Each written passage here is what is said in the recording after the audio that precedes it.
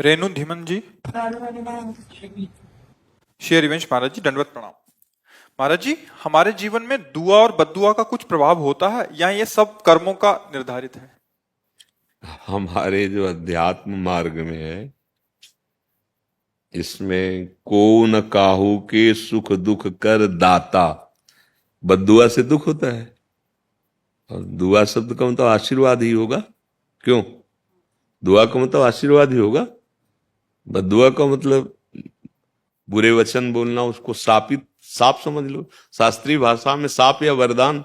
दुआ बद्दुआ का मतलब तो ऐसा ही होगा ज्यादा तो, क्योंकि उर्दू शब्द है दुआ बद्दुआ, तो मुझे लगता है दुआ का मतलब आशीर्वाद और बद्दुआ का मतलब साप, जैसे ऋषि जन देते थे, या कोई कटुवचन बोलकर जाओ तुम्हारा बुरा हो, ऐसा।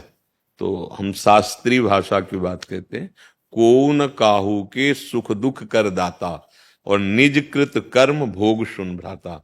कोई किसी को सुख दुख नहीं देता, अपने कर्म ही अपने को सुख दुख देते हैं। जैसे आप यहां चल करके आए, भावना कि भगवान के दास, जो भगवान के स्वरूप, भगवान के निजजन, आज हम संत दर्शन करेंगे, आज संत संग करेंगे। आपका सच्चा कर्म बन रहा है, आप भाव से आ रहे हो, आपका मंगल होगा। अब जो आपका मंगल होगा उसमें हम प्रधान नहीं हुए, उसमें आप प्रधान हुए। आपने सोचा आज सत्संग सुनेंगे, भगवान के मार्ग में चलने की इच्छा से। अब आपने जो वचन पकड़ा और आपका मंगल हुआ, उसमें आपकी प्रधानता है, क्योंकि आपने वचन पकड़ा, आपने वचनों पर श्रद्धा की, आप आए, आपने भावना की। एक ये, अब वो अंदर से जैसे लग रहा है कि बाबा के पास गए, हमारा काम बन गया, या बाबा का आशीर्वाद। सत्य बात पूछिए, उसमें आपका प्रधान रोल है। आपकी भावना, आपकी श्रद्धा, आपका आना, घंटों इंतजार करना, ये आपका सत्कर्म बना। अब यही एक आदमी आता है, देखते हैं यार क्या चक्कर है। अब वो आया वहीं जहां कईयों को आनंद और शांति मिली, अब वो अशांत होकर निंदा करके अपने कर्म बिगाड़ कर दुख। तो क्या यहां से बद्दुआ उसको मिली? क्या यहां से दुआ मिली? नहीं। उसका विचार, उसकी भावना, उसका कर्म दुआ, और उसका विचार, उसका भावना, उसका कर्म बद्दुआ। उसका कर्म ही उसे वैसे बन गया। नहीं तो भगवान सबके हृदय में आनंद सिंधु विराजमान है, फिर दुख क्यों? स्वयं भगवान सबके हृदय में विराजमान है, जो आनंद समुद्र है। गोस्वामी जी लिखते, सबके हृदय अछत विकारी, पर सकल जीव जग दीन दुखारी। आनंद सिंधु भगवान सबके हृदय में विराजमान, फिर दुख क्यों हो, चिंता क्यों हो, शोक क्यों हो, भय क्यों हो? क्योंकि हम भगवान का भाव ही नहीं मानते। मनमानी आचरण करते हुए ऐसे कर्म कर रहे हैं जो हमें दुख प्रदान करे, चिंता प्रदान करे, शोक प्रदान करे। हाँ, भगवान के आश्रित होकर हम ऐसे कर्म कर रहे हैं जो हमें सुख प्रदान करें, निश्चिंतता प्रदान करें और भगवत आनंद प्रदान करें। मुझे लगता है पूरे, जब हम फाइनल पे पहुंचते तो अपना ही कर्म सुख और दुख देने वाला है। कह नहीं, हमारे ऊपर गुरु जी की बड़ी कृपा है, तो वो कृपा तब हुई ना जब आपने श्रद्धा की, आपने वचन माने, आप उनकी शरण में गए, आप उनकी बात के अनुसार चले। तो इसमें मूल कौन हुआ? आप हुए। अगर आप ना माने, आप अश्रद्धा करें, तो भला फिर कोई बदल के दिखावे, नहीं बदल सकते।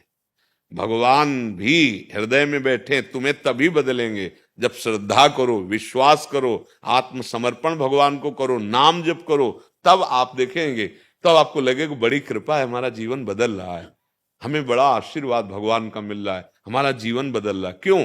आपने श्रद्धा किया, विश्वास किया। भवानी शंकरो वंदे श्रद्धा विश्वास रूपिणो याभ्याम बिना न पश्यंती। बिना श्रद्धा विश्वास के हृदय में विराजमान नहीं, अनुभव में आ रहे। तो कर्म ही हमारा पूजा है, और कर्म ही हमें दुख सुख देने वाला, पक्का समझो। अगर आपके कर्म ठीक हैं तो किसी से आशीर्वाद की जरूरत नहीं, सब कोई आशीर्वाद देगा। मान लो जहां पर कृपा राम की हुई, ता पर कृपा करे सब कोई। कृपा जब आप भगवान की आज्ञा के अनुसार अच्छे कर्म कर रहे हो, जैसे गीता जी में आदेश है संत जन जैसा करते, और बुरे कर्म तो अपने आप दुख मोल ले रहे हैं। आपको कोई बद्दुआ दे, हमें कोई बद्दुआ, जा मर जाएंगे क्या? हमारे अगर कर्म सही हैं तो किसी भी ग्रह नक्षत्र, किसी भी विनायक, किसी भी शक्ति की ताकत नहीं कि हमें गिरा सके। अगर हमारे कर्म बिगड़ गए तो कोई बना भी नहीं सकता, ये भी बात समझ लो।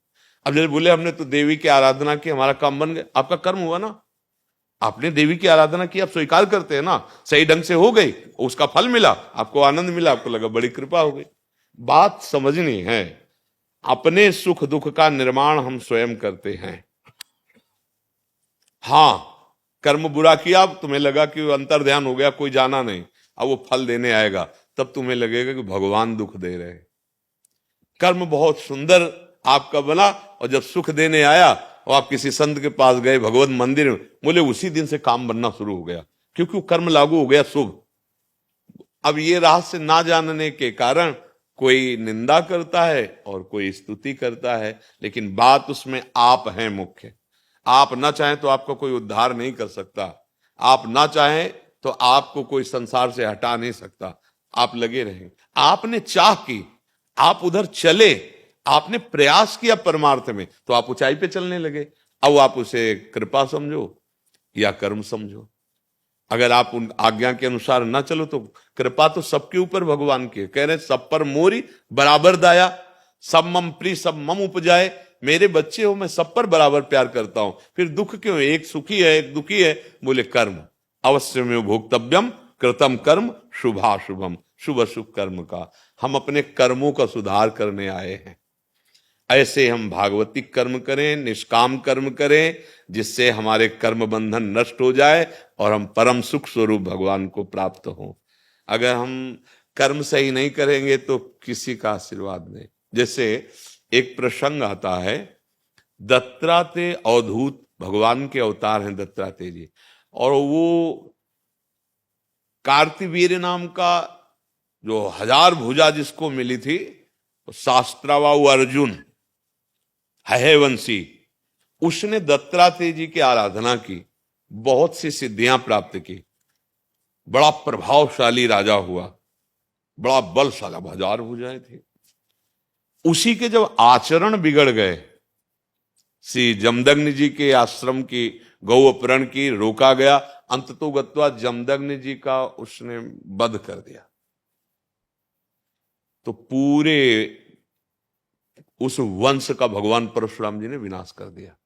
एक स्वरूप भगवान का अवतार दत्तात्रेय, उसको रिद्धियां सिद्धियां प्राप्त बहुत थी। वही भगवान का अवतार परशुराम जी, उन्होंने उसका विनाश कर। अब इसमें दुआ और बद्दुआ आप विचार करके देखो। उसके अच्छे कर्म, दत्तात्रेय जी की सेवा, आज्ञा का पालन, तो सिद्धियां और वैभव, बल, यश, कीर्ति। उसका बुरा कर्म, एक महात्मा के आश्रम में मनमानी, उद्दंडता और भारी अपराध जो नहीं करना चाहिए, वो बड़ा अपराध, उसके वंश का विनाश। अब किस किस में बद्दुआ कहोगे, किस किस में दुआ कहोगे, कि दोनों भगवान हैं। दत्तात्रेय जी भी भगवान के अवतार, परशुराम जी भी भगवान के अवतार। तो समझ रहे हो ना, अगर इसमें फाइनल में आप विचार करके देखो तो उसके कर्म हुए ना, उसकी उन्नति का कारण उसका कर्म, और उसकी अवनति का कारण उसका कर्म। तो मुझे तो यही लगता है, भगवान आदेश करते हैं कर्मण्येवाधिकारस्ते मां फलेषु कदा, तुम अच्छे कर्म करो, फल की आशा न रखो, क्योंकि योगक्षेमम वहाम्यहम्, मैं स्वयं तुम्हें जो अप्राप्त है वो प्राप्त कराऊंगा, प्राप्ति की रक्षा करूंगा, कर्तव्य कर्म का पालन करो। तो हमें तो ऐसा अभी लगता है कि हमें कोई दुखी सुखी नहीं कर सकता, हमारे विचार, हमारे कर्म ही हमें दुखी सुखी करते। यदि हम भजन करें, अच्छे कर्म करें, भगवान का आश्रय ले लें, तो कोई हमें दुख प्रदान नहीं कर सकता। तभी तो जो भक्त जन है बड़ी बड़ी दुख परिस्थितियों में भी प्रसन्न मुद्रा में आनंदित देखे जाते हैं, क्योंकि वो इन कर्मों को भगवान को समर्पित करके भगवद आश्रित हो गए। तो कोई भी दुख उनको छू नहीं पाता। मन ही तो दुख सुख का भोगता है, और मन भगवान चुरा लेते। भगवान का एक नाम है मन चोर।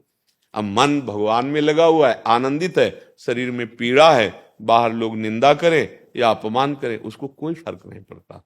तो हम अपने कर्मों को सुधारें, अपने आचरणों को सुधारें। सबसे बड़ा कर्तव्य कर्म पूजा यही है। जो भगवान आदेश कर रहे हैं कि ये ना करो, वो हम ना करें। जो संत जन आदेश करते हैं, जो हमारा हृदय कहता है कि ये पाप है मत करो, वो ना करो। कभी दुख नहीं आएगा, कभी दुख नहीं मिलेगा।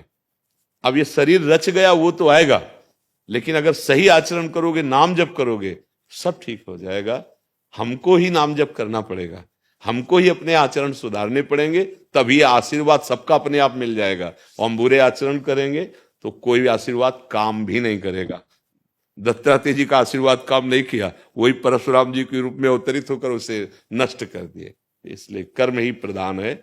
हम अच्छे कर्म करने वाले बने और वो कर्म भगवान को समर्पित कर दें, और उन कर्म के करने में अहंकार न करके सोचे कि भगवान की कृपा से हो रहा है, संतों की कृपा से हो रहा है, तो अहंकार नहीं आएगा। बहुत बढ़िया मार्ग हमारे हृदय में भागवतिक प्रकाशित हो जाएगा, जिसे भगवदानंद परमानंद कहते हैं।